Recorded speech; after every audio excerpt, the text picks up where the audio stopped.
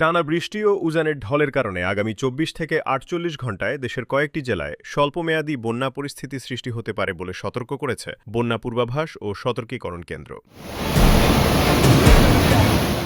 সর্বশেষ পূর্বাভাসে বলা হয়েছে, ফেনী, খাগড়াছড়ি, লক্ষ্মীপুর ও নোয়াখালীর নদী সংলগ্ন নিম্নাঞ্চলের কোথাও কোথাও সাময়িক বন্যা ও জলাবদ্ধতার আশঙ্কা রয়েছে। এছাড়া সিলেট, সুনামগঞ্জ, নেত্রকোনা, শেরপুর, ময়মনসিংহ, নীলফামারী, লালমনিরহাট ও রংপুর জেলার নিম্নাঞ্চলেও স্বল্পমেয়াদী বন্যা দেখা দিতে পারে। তবে বান্দরবান, চট্টগ্রাম, কক্সবাজার, মৌলভীবাজার ও হবিগঞ্জ জেলার বিদ্যমান বন্যা পরিস্থিতির ধীরে ধীরে উন্নতির সম্ভাবনার কথাও জানিয়েছে কেন্দ্রটি। সংশ্লিষ্ট এলাকার বাসিন্দাদের সতর্ক থাকার এবং স্থানীয় প্রশাসনের নির্দেশনা মেনে চলার আহ্বান জানিয়েছেন সংশ্লিষ্টরা। Desk report, press desk, BDD.